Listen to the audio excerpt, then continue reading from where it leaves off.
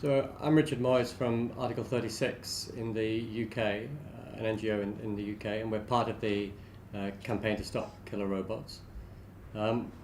This year we saw the first international discussions amongst governments focused on the issue of lethal autonomous weapons, which for us is a sort of a technical term which is relating to the weapon systems that we're concerned about. We're calling them killer robots in this campaign. It certainly focuses the attention on the issue.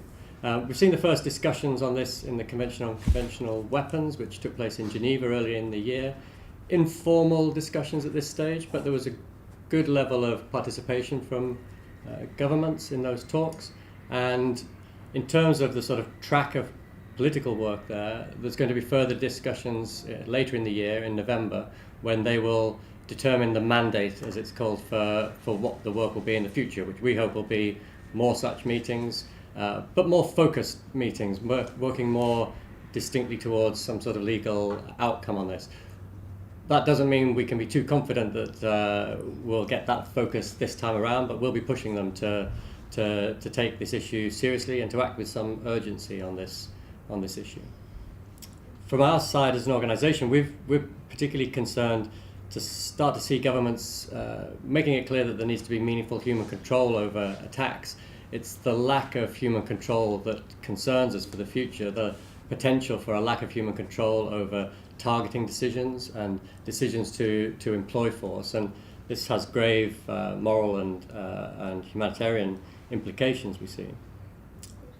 In this area, we often are talking about what seem to be very future-orientated technologies, perhaps technologies of a somewhat distant future, but actually, if we look at the military landscape today, there are already weapon systems in use that push upon this boundary where sensors are being used to finalize the target that's going to be attacked by the weapon system. So one of the things we would like to see starting now, and certainly for us as an organisation working in the UK, we want to be pushing our governments at a national level too, to explain how governments ensure human control over these existing systems, where already we see a lot of work being done by sensors and computers in targeting that application of force.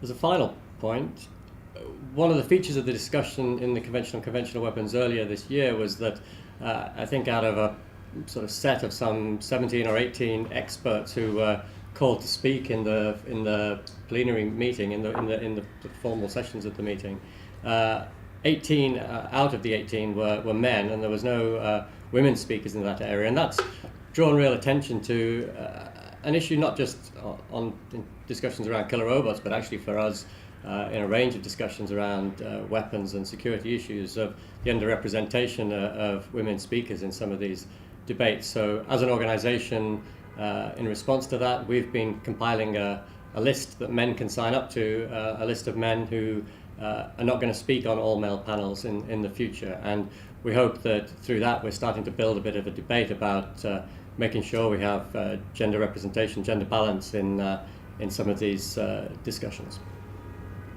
Perfect. Okay, so we'll do the Q&A at the end. We're just going to shoot around the table now. All right, now we'll go to Miriam, if you could just introduce yourself again. My name is Miriam Struik. I work for PAX, which is a Dutch peace organization. And we work both in conflict areas as well as on thematic issues, such as humanitarian disarmament. And I think for PAX, the reason to join the Stop Killer Robot campaign was first and foremost perhaps an ethical reason. Because we believe that like if you want to take the human out of warfare, if you want to take the human out of the loop, that's in a way the ultimate demoralization of warfare. And we think we're already heading there, and we're heading there pretty fast. Mm-hmm. And it's one of the rare occasions where people actually get together to perhaps maybe be in time or not, depending on how the discussions are moving forward, to stop a certain development, or at least to question it, and to question not only states but also to question others. And it's, I think, in addition to what Richard said, we're active in the international arena, so the CCW but also the Human Rights Council. But I also believe that we have to activate the public as well, because it's very much a public debate, perhaps even more than with other types of weapons, because this is also about morality, and it's about like how do we see warfare and how do we see the future of that. So what we're doing, besides being active in the steering committee and in the international arena, is also focusing on campaigning. So for example, we wrote a report, Deadly Decisions, 8 objections. Well, 8 is a good number, I would say. 8 objections to killer robots. Perhaps there will be more in the next one. So we wrote a report, but we also made a small animation movie on killer robots. Very short one, 2 minutes, to basically start a discussion. We're also right now engaging with the interfaith or faith leaders to see if they have an interest in being involved. We organize public debates, mainly in the Netherlands, but also in other European places.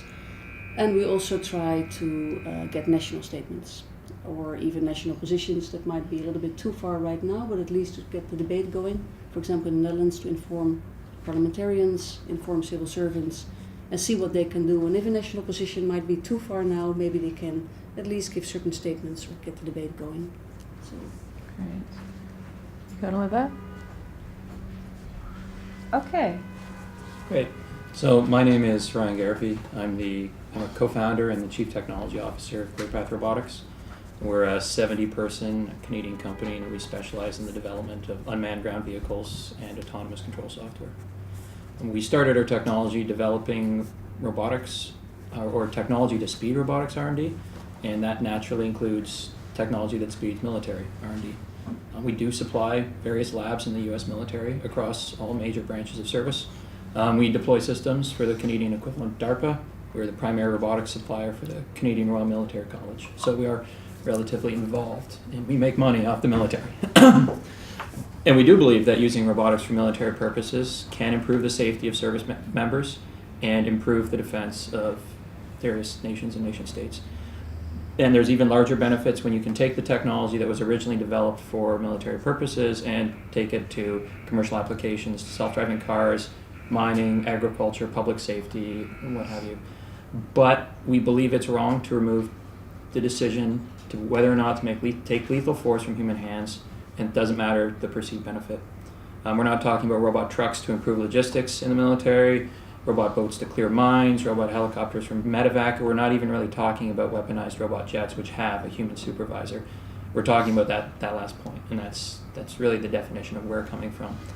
And because our entire company, we're not only concerned about developing quality products, we're concerned about how the products we develop actually affect society. We don't have control of how our products are used in the end. And we believe it's worth the investment of my time to speak out on this. First, as everybody else previously has said, we believe this is unethical. We don't believe that the responsibility for when lethal force is or isn't deployed should lay with people who program some sort of abstract combat directives 1,000 miles away. It should reside with those who are in the field. And on top of that, the concept of an ethical computer program remains firmly in the realm of the theoretical. It does not exist. It's barely entering theory right now. And even if we completely ignore the difficulties of representing ethics and trying to trivialize the training and experience of service members, there's the very simple fact that state-of-the-art in robotic software is not able to understand the world around it in a way a small child can. And that's not the sort of system you want to be armed. We're very familiar with what can and can't be done with modern robotics. It is my day job, my life's work to understand this, and we know that we're just not there. And on top of that, we think that a ban, or we believe that a ban is not going to slow down robotics development. It's not going to compromise the ability of nations to defend themselves. But if we deploy lethal autonomous weapon systems, it will cause more lives to be lost in accidents and miscalculations than you would save otherwise. And what we'd like to see happen, we'd like to see this fall to the laws of public opinion. It's not in my power to say what our technology can and can't be used for. So I'd hope that my government, at least the Canadian government, at least decides to take this position. And I know that there's other companies and engineers who feel the same way, and I'm hoping that they'll take the same position. And generally, like I said, we never have final control what our products are used for, and I don't ever want to see my products pressed into service like this. We're trying to make people's lives safer, more comfortable, more fulfilling. We're not trying to do the opposite. Excellent.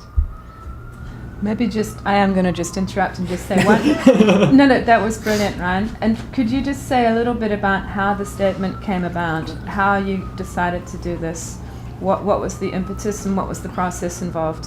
So a number of people at the company, myself included, have been tracking the development of weapon systems for robotics for years, since it became a reality, since the PackBot was deployed during 9/11, for instance. And we decided, we had a few round tables at our company 2 years ago. Whenever there was the UN studies, there were a variety of studies about 2 years ago, so that spurred some discussion in the company. And then we saw this initiative start to take shape, but we put ourselves in the position of various governments and various other companies, and we said, in all honesty, they need something more. They need an actual company to step up and say, this is a serious thing. This is not people talking in the abstract. We believe this is serious, and it would help the initiative to say this is something here. And from the Canadian perspective, we have probably the single largest concentration of developers of autonomous systems in Canada at our office. And if the Canadian government wants this technology, they can't have it. I'm Jody Williams, the chair of the Nobel Women's Initiative, which is 6 women recipients of the Nobel Peace Prize, and we use whatever influence and access we have by virtue of the prize to support women's organizations around the world working for sustainable peace with justice and equality. And it's within a framework of human security rather than national security, meaning the emphasis of a secure world comes about by providing for the daily and life security of human beings, not trying to protect the structure of the nation state. And thus, our work includes a whole range of issues that are related to human security, including weapons. I did have the privilege of being the founding coordinator of the landmine campaign and saw the great success that civil society had with coming together, with finding companies that also chose to give up their participation in building mines or mine components, and partnering with governments that shared the same ethical framework, I guess, or were willing to push their framework a little further. And then we saw it repeated, of course, in the Cluster Munition Coalition, which achieved the Cluster Munition Convention in 2008. And since the framework really has proved productive, we thought, when we really became aware beyond drones of the killer robot problem, that we should do the same thing again. Primarily for us in the Nobel Women's Initiative, it is the morality and ethics of the issue. And one of the things that I have found interesting in the discussions in the CCW, even though it was all men, was that it was one of the first places where there really was significant, in relative terms, discussion about morality and ethics. And I think one of the really good things that can come out of this particular effort is pushing the limits even further in talking about warfare, security, and and the morality and ethics of it, which usually is just brushed aside like, oh yeah, it's part of the problem. But in this instance, we're seeing it being a really significant part of the discussion, and I find that heartening. I'm glad that because of this campaign, within 9 months of launching, the CCW was discussing it. That's even faster than what we had in landmines, I think. At the same time, we all share concerns that the CCW is very schooled in the ability of making something that should take, a year to, I was going to make a personal joke, but I'm not. The CCW can take something that should be solved in 1 year and turn it into a 10 or 20-year process. And of course, in that period of time, the research and development will continue. So there is a huge impetus for this campaign to expand its work, especially with civil society, with initiatives with states, regions, governments, to get governments to take action themselves and provide the building blocks that would, logically lead to a treaty like we did with landmines. Individual states, unilaterally banned landmines, and those were the building blocks. In the United States, we saw Hawaii legislature working on language about killer robots, and we would like to see that happen throughout this country and in other places. And those are the kinds of things that we will increasingly be focusing on, because those are the things that really build public awareness and will change the situation. Thank you. Can I ask just a follow-up question? I brought some copies of the statement by Ryan's organisation and by the Nobel Women's Initiative. Maybe you could just say a couple of words about the statement by the Nobel Women's Initiative. You mean the Nobels? Yeah, the Nobels. People? Those people. The boys and girls of the Nobel Club? Girls and boys. Right, exactly. So. One of the, Justice Parks is working on religious figures signing a letter of support. We decided in the Nobel Women's Initiative that it would be useful to have recipients of the Nobel Peace Prize also sign a statement in support of this campaign and the goal of banning killer robots. And at last count, we had 40. More than 20. Oh, good God, see how badly I count. We had more than 20 Nobels who had already signed on in support of this effort, and we're continuing to work to add more names. Okay, so I'm Peter Acero, and I'm the co-founder and vice chair of the International Committee for Robot Arms Control. I'm also a professor here at the New School University where we're meeting today. So the International Committee for Robot Arms Control is a group of scientists, philosophers, lawyers, and other academic experts who are all concerned about issues involving robotic weapons systems. We started in 2009 working on this issue, just trying to get some kind of public discussion, and we're delighted to be part of the leadership committee of the Campaign to Stop Killer Robots that started 2 years ago here in New York. Most recently, what we've been working on is a statement of scientists who are concerned about this issue and would like to see international action to prohibit fully autonomous weapons that can make their own targeting and firing decisions. Right now we have 270 or over 270 scientists who signed this statement, including people like Geoffrey Hinton, who helped invent neural networks, the president of the British Artificial Intelligence organization, and a number of other prominent scientists, and we're encouraging more to join that effort as well.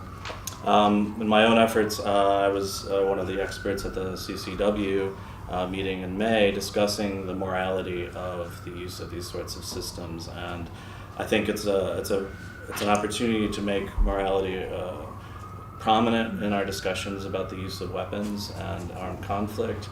It's also an opportunity to think about what we really want in terms of human control over the kinds of weapons and the kinds of conflicts that we get involved with. And I think there's a number of really key moral questions. So one is the sort of foundational question of human dignity, whether it's even morally permissible to allow machines to make the ultimate decision of life and death, and what that means for humans and the quality of human life if we allow that to happen. More generally, within the context of international law, many people sort of equate law and ethics and just want to say, well, as long as it's legal, it's ethical. I think that's a bad move, and that we need morality to constantly be informing and improving upon the law as we progress as an international community. So I think in that regard, there's very clear stipulations within international law that require human decision makers to take into account the costs in terms of human lives and civilian impacts before making decisions to use violent force.